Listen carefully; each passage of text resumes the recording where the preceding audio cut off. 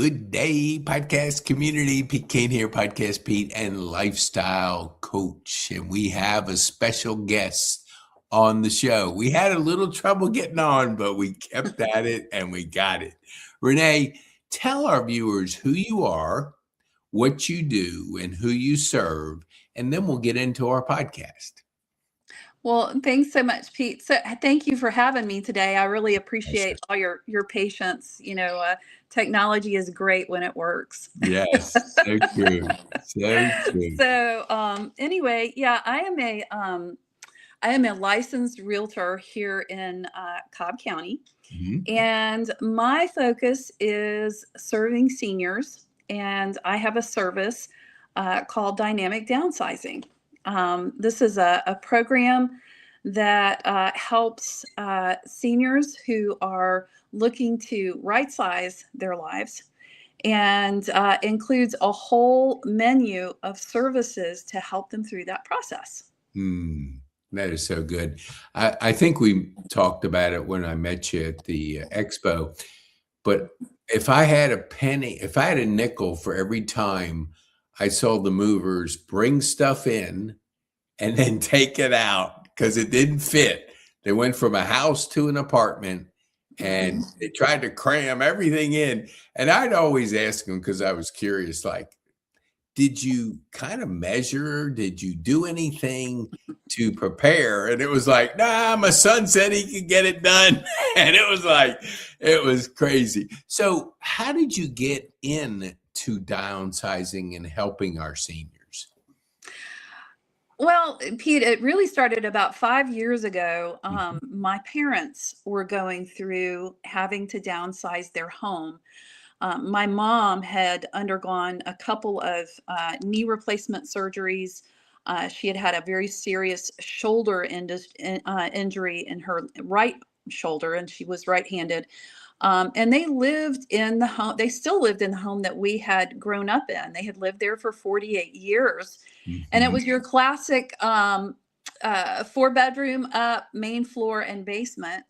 My dad had his business in the basement, and they both still worked in the business, and even in their 70s. And so they were having to go up and down those stairs several times a day. And my mom had at that point been diagnosed with early stage dementia and Alzheimer's. And so my dad was just terrified that she was going to fall. And so they made the decision, very difficult decision, to sell their home and move into a condominium.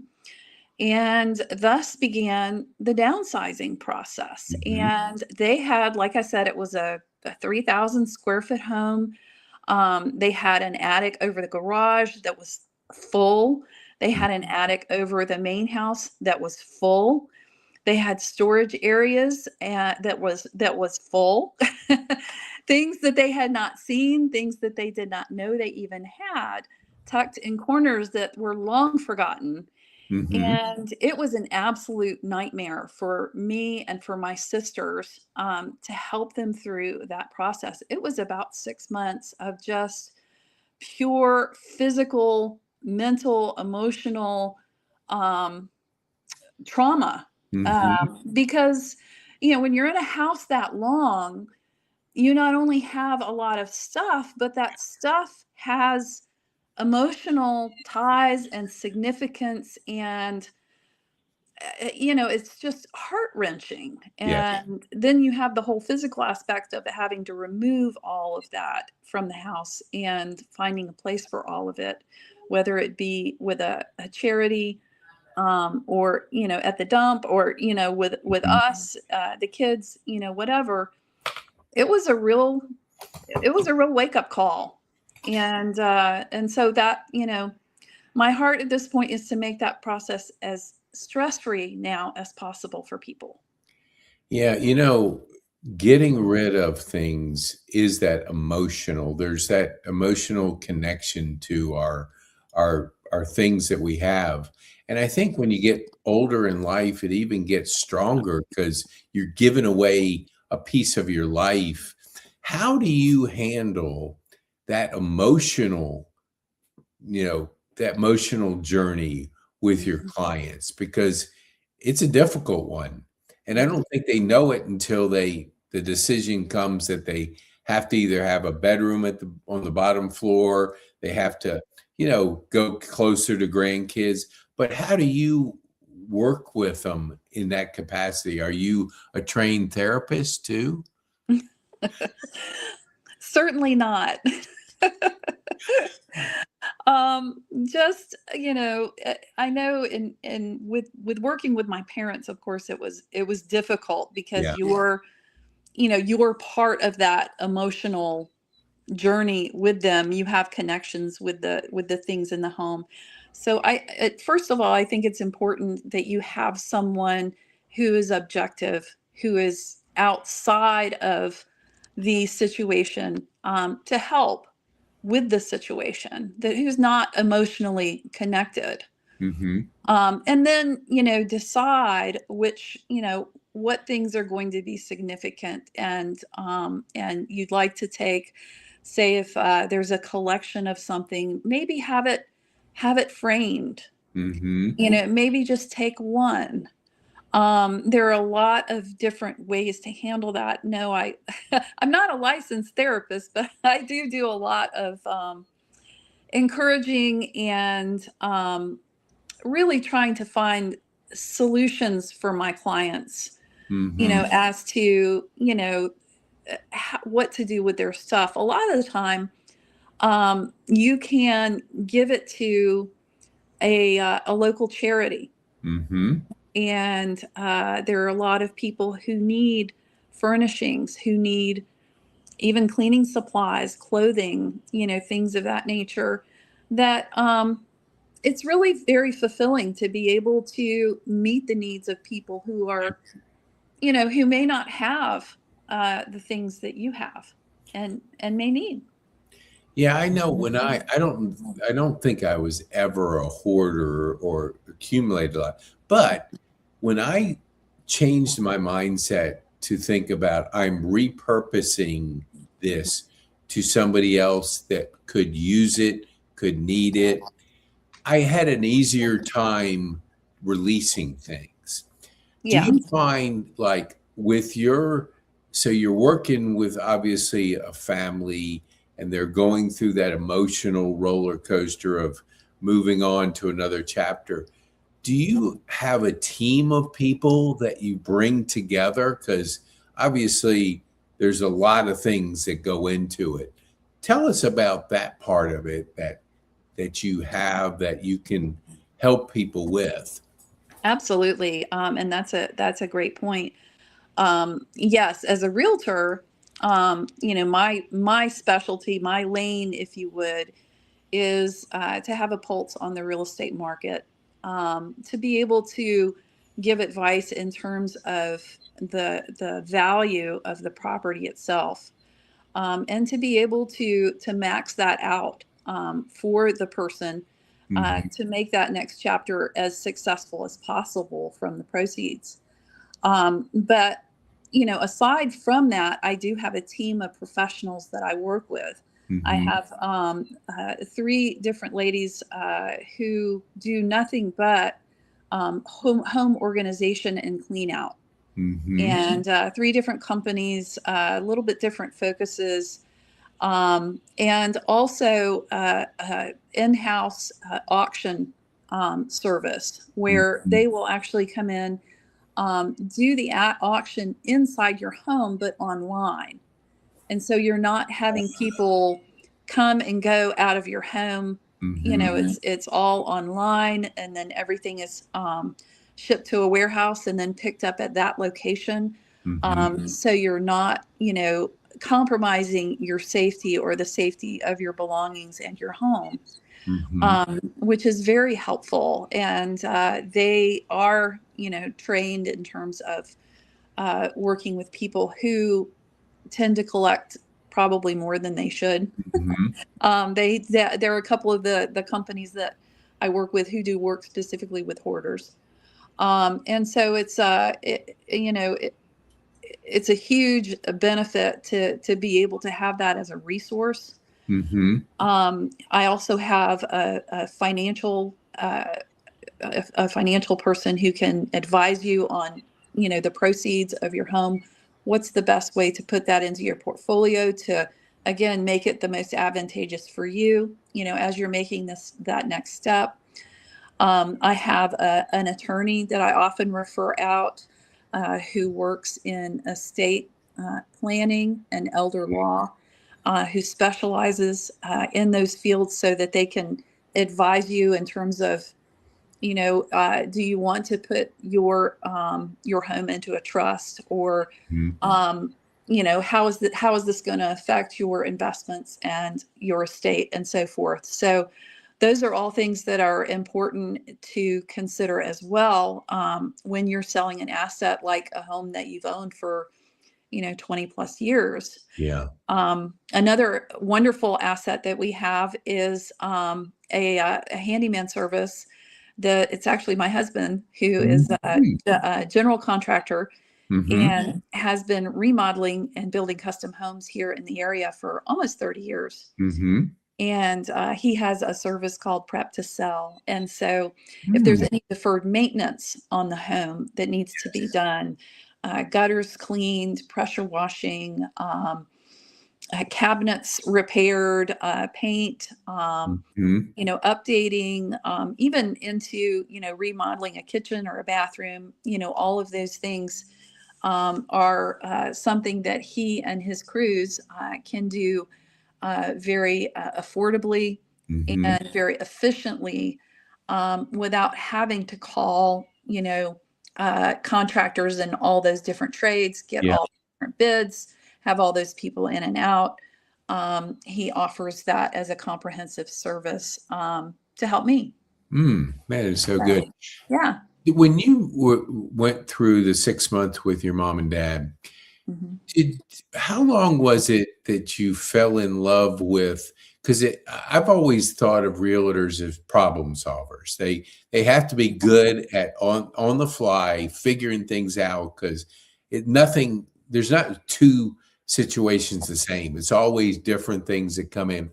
Did you immediately like the fact that you could help seniors downsize, or did it take you a little bit of time to move into the industry? It really took me a little bit of time. And I think that because our population is aging, I think the majority of the population is supposed to be over the age of 55 in the next 10 years, as a matter of fact. And I just have consistently had 55 plus clients, over the last few years, that it really is a God thing, I think. That I've always enjoyed, working with seniors. I've always loved seniors, and they're just so much fun to talk to and spend time with. And it's always been something that's been close to my heart. And like I said, over the last few years, the majority of my clients have been, 55 plus. And so, every time I've had this situation, it's allowed me, I think it's really opened my eyes to this niche. And it's also opened my eyes to the issue of, it's not just a transaction, it's a process. And so now I try to work with people proactively, sometimes as much of it as a year or two out, to start putting a plan together in terms of, having their house cleaned out. Where are we going to go from here? What does that look like? Are we moving to a condo? One of the trends that I see right now, which is so interesting to me, is people are combining households. We had a neighbor of ours that they sold their big home out in West Cobb, and my husband was actually working on an addition at their kids' house, literally right around the corner from us. They built an addition on for their parents, and they all moved in together. And they were just so excited because for the first time, the daughter was able to stay home some with their kids Mm-hmm. because grandma and grandpa moved in and could take some of that burden off of them.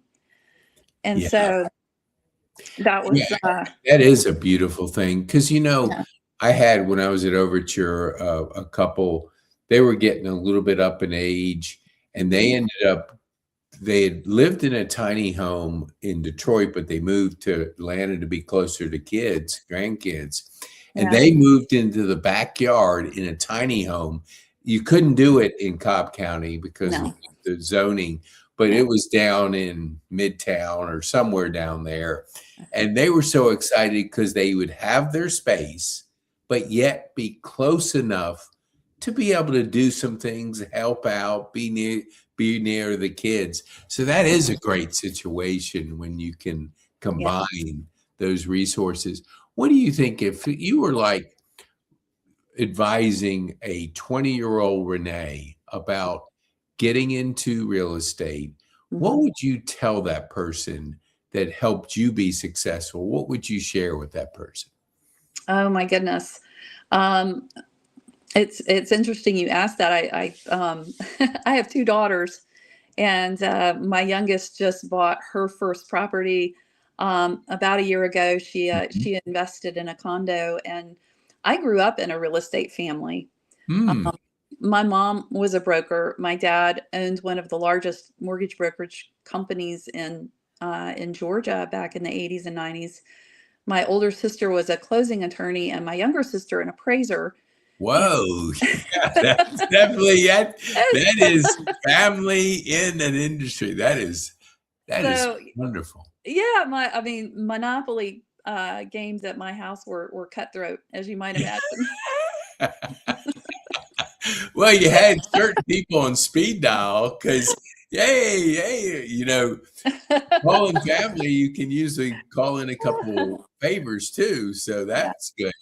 So what but do you think? What would you say to a 20 I year old? would, home ownership is expensive, and it is challenging. But you can find some very affordable deals out there. Hmm. And I would say to someone who is 20, 21 years old, um, if you can invest in a property, save your money, make the investment. It may not be in the area of town that you love. It may not be, a beautiful, pristine, turnkey property, but purchase a property and put some sweat equity in, Hmm. and either hold on to it and live there for a couple of years, and then rent it. Save your Hmm. money, rent it, and then buy your next property. And by the time you get to be my age, um, you'll have a very nice income coming in Yes. from your rental properties. You'll have options in terms of being able to cash out or pull equity out of the properties, to do other things, to make investments, to fund other ventures. But I always advise young people to start investing as soon as you Mhm. can in real estate, because it does appreciate anywhere from 3 to 5% a year, especially here in Atlanta, the Atlanta Yeah. area. It's that thing, I a friend of mine, he's a mentor of mine, and he talks about assets. Assets always grow. And so if you have assets, you want to be able to, whatever you're doing, we talk about podcasts as an asset because once we do it, it doesn't go away. So people can always get to know you through That's right. your asset. What do Mhm. you think when it comes to like we're getting into AI, we're getting into a lot of technology. I follow a little bit of the tiny homes. We seem to in certain areas of the country not have enough homes, Mhm. so the price has been really going up. Do you see anything in your, like what you're doing, that a solution is out there that might be coming because you've been involved in real estate so long? Do you see anything that's changing that could help? That's a great question. Um, I think that there are opportunities out there. Mm-hmm. Um, I think that we're going to see, hopefully, we're going to see some lower rates soon. Um, but as far as home buying, um, again, I see a trend of combining households. Mm-hmm. I see one of the things that has been predominant over the last couple of years is new home building and construction, especially north of us, and Ayersville, Cartersville, Mm-hmm. um, very affordable uh, options and with lots of amenities. So those are things that are certainly happening. Um, but I think that there's a move toward simplicity. Yeah. Um, you know, 20, 30 years ago, people were building and moving into these 3,000 plus square foot homes. Um, you know, of course, I work in downsizing with 55 plus, but Mm-hmm. I also see it in, I have kids in their 30s, so that dates me, but Mm-hmm.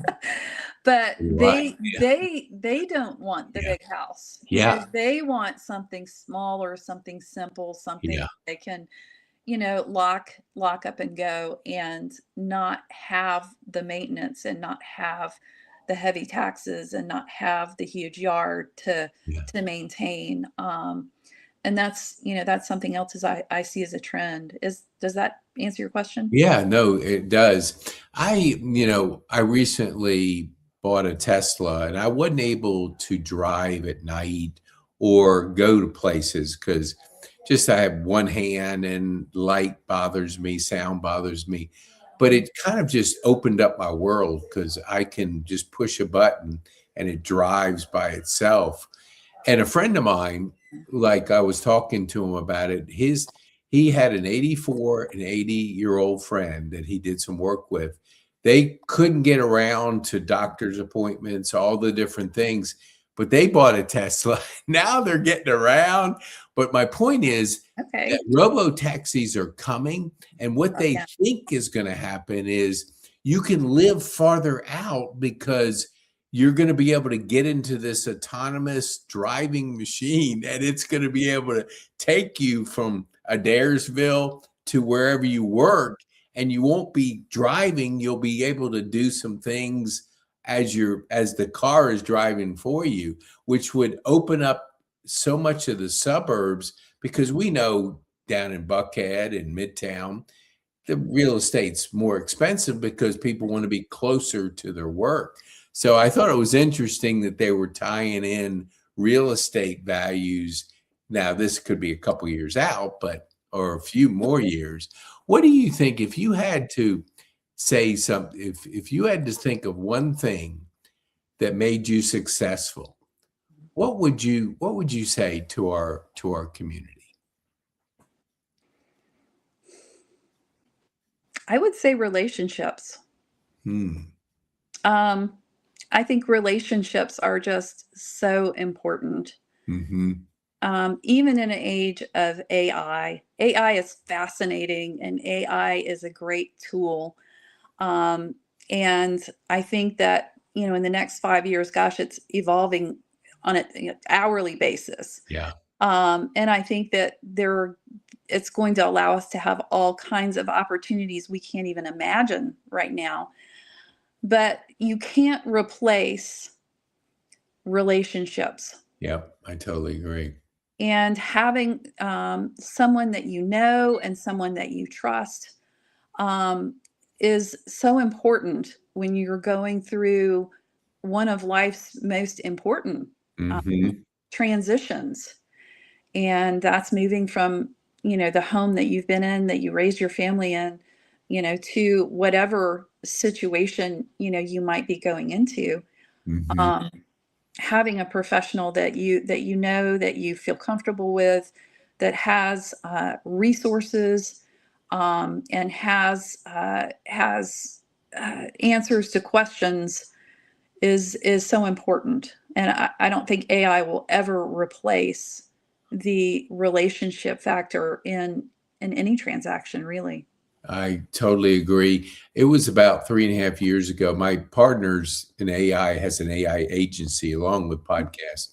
And he kept saying, Pete, how are you using AI with your business? Hmm. And I would say, I don't want any of that. I just wanted to, but Yeah. he kept asking me and kept after me.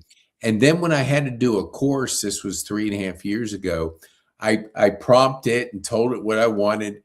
And I literally almost fell out of my chair because it popped up some stuff. I was going, what? It would have taken me 6 months to a year to do that. And I saw the power and the speed of it. Now I put the voice to it. But another person said this. He was he is a State Farm agent, and Yeah. he is younger than you and me, and so he was using it in his business, and he was trying to get. He was a podcaster too. He was doing AI special things where he put a picture and all this stuff. He sent out these requests, and he got crickets. And what he did, then he went back to personally inviting, Yeah. and they started. So, he was trying to be real fancy in AI, and and it just, even though it was beautiful, it was just, people, I think, can tell whether it's you Mhm. or AI. How Mhm. are you using AI in your business?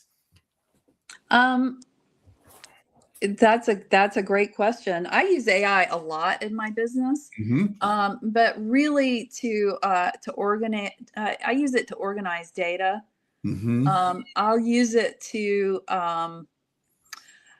write sometimes, but I will have it. I'll put my points in and have it right, and then I'll go through and personalize. mhm, Because I don't hardly ever send anything out that's strictly written, via AI, because I like to have that authenticity. I like to have that personal touch. And while AI can save you a lot of time, it can also be very I don't know, feel very artificial. mhm, So I think, again, it's a great tool. I think it can say, like you said, save us a lot of time in terms of organizing data, mhm. and creating, and writing. But I think that that personal touch is just so important as well. Like you said with your friend. I mean, I think that again, that's not gonna you're not gonna be able to replace that. No, it's Yeah. like HI will always, human intelligence Mhm. will always trump AI. What do you, Right. when you look at, I'm in Rotary over at North Cobb, and there's I don't know how many, but there's a lot of, not, there's a fair amount of realtors. They're top realtors, and they're always learning and growing and getting better. Do you, how do you grow, Renee? Like, in any profession, there's got to be like ways that we work on ourselves. Is there something you could share with us that has worked for yourself? Well, I think just continuing education is important. Hmm. I've recently gained my senior real estate specialist designation, which was a course that I took online, um, Hmm. that required about 12 hours of study and Hmm. testing and so forth.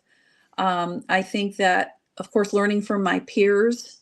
I'm Hmm. always learning from my peers. I love to get with other agents to talk about how they're doing things, how they handle situations. My broker is a great resource. Hmm. She has been in the business almost all of her life, Hmm. and my clients. I really I learn a lot. Every deal is different. Hmm. There are certain steps that you go through in a real estate transaction, and certainly in the downsizing process. But every single deal is different.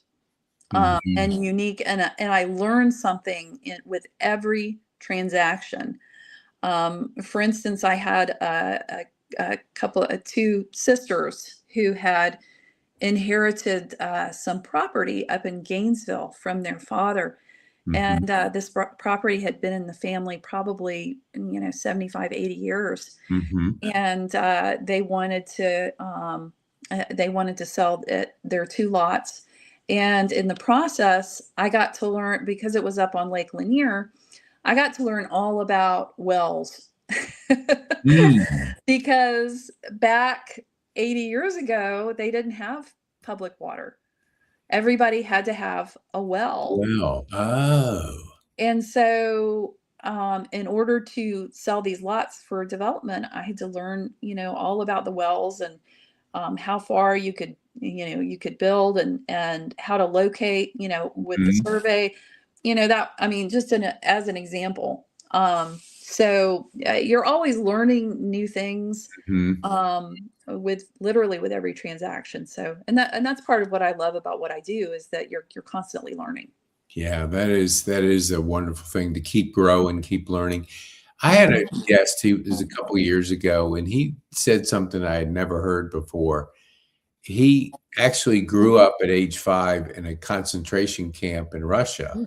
So, it wasn't like the typical pre-K, but what he said was it was instrumental in his growth because he had to survive. He learned so much being in that environment. And when we were talking about PTSD, he Mhm. said, put G for the D, like post-traumatic stress growth. And Mhm. he grew so much because he went through a difficult time. Have you had times in your career or life that Mhm. you went through a difficult time and as a result, you grew so much? Because we can be either better or bitter when we go through things. Is there anything you could share with our community that has helped you? Oh my goodness. I have yeah, I mean, I've been through a lot. Probably uh, most recently, the challenge has been walking my mom and dad through this Alzheimer's journey. Yes. Has been very difficult. My mom was an amazing woman Mhm. and such a role model to me, my mom and my dad both. But she was beautiful and smart and loved to travel. She has been to every continent on the world, Mm. and very politically savvy, and just very giving. And to watch her decline Mhm. over especially the last 3 years, has been so hard. Mhm. That is a path that I hope that no one has to walk. Yeah. Um, my dad has been heroic Mhm. in his role as her primary caretaker. He has not left her side. They live in an independent care down in Sandy Springs. And rather than put her in memory care, he has brought services in to Mhm. her in their independent environment. And he has remained with her, and says that he will remain with her Mhm. until her very last breath. Mm. And if you've ever watched the movie The Notebook, um, Yes. it's just I actually rewatched it recently, just with a whole different perspective, because it just really is just the ultimate sacrifice to care for someone who Yeah. has this disease. Yes. Yeah, Um, I saw it firsthand at Overture. People that would go down fast and change completely because just it affects the brain, and yeah. there's, it's like the switch went off for this one couple. They would walk in holding hands, and they wanted to be independent, but then all of a sudden he started getting dementia and got more anger, and so he had to be separated. Well, he closed his eyes and never opened them when he got separated. So it's such a dramatic, and it's hard because you know somebody and then all of a sudden they're completely different because that, the brain has gone in that direction. Yeah. What do you think? What is the toughest thing when you're working with a client for them to understand? I mean, there's probably some things that you have to walk them through. What has it been the toughest thing for them to really get their arms around when they're making that transition? Probably just the reality of moving to a new place. Mm-hmm. I think is hard. I mean, change is hard for anyone. Yeah. But when you're in a situation where you have to leave the environment that you have been most comfortable with for so much of your life, I think that that's probably the hardest thing for people. I think that because of my experience with my parents, my dad will talk about how it was so difficult for them to leave the home that they left behind. But Mhm. at the same time, he'll say that, they moved to a condo first and then into assisted care. Mhm. Um, and he'll say that that was the very best thing that could have ever happened to them. Mm. Because you're leaving everything, but at the same time, you're embracing a new lifestyle, a new chapter. Um, and while change may be difficult, it can also be really good. Yeah. Yeah. When I went to my 50th high school reunion and they were all saying, "Well, Pete, when are you going to retire?" And I said, "Never." I mean, because I saw when people stop learning, growing, making those meaningful connections and having that purpose, they decline. And Mhm. so Yeah. there's a guy in my Rotary Club. He gave me this book to read. It's called Repacking Your Bags. There's Mhm. something magical about doing something different, learning something different, like moving into a new environment. You have to learn everything about that. And the brain really responds to learning that new thing. So, yeah, we never want to just stop and do nothing because we will decline. I want to be respectful of your time. Mhm. So tell our viewers, how can they get a hold of Renee? Well, they can reach me at my well. I guess you could reach me at my email. I'm with Keller Williams. I Okay. work with the Janice Overbeck real estate team. Janice is really well known in our community. We're the number 1 team in Cobb. So there's a little plug. Um, Good. but you can reach me at Renee at janiceoverbeck.com, or you can reach me. I guess you could give me a call at 404-822-6939. I'd love to help. Awesome. That is so good. So what would be the one thing you would want our viewers to take home from our time on this podcast? Oh my goodness. Um, Probably not to wait. Mm-hmm. Um, Sometimes people will wait too long to make the move that they need to make. Mm-hmm.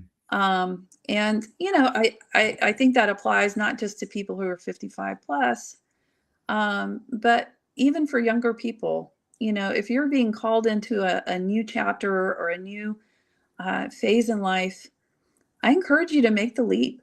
Mm-hmm. Don't wait too long. Yes. Um, you can't get the time back. And so you don't you don't know what kind of blessings are waiting for you on the other side of that Mhm. leap of faith. And so I just want to encourage everyone to make that leap. Don't wait too long. I love that. That's such great advice. Renee, thank you so much for taking the time to be with us on the podcast. We really appreciate you being on and sharing your journey, your story. Thank you so much.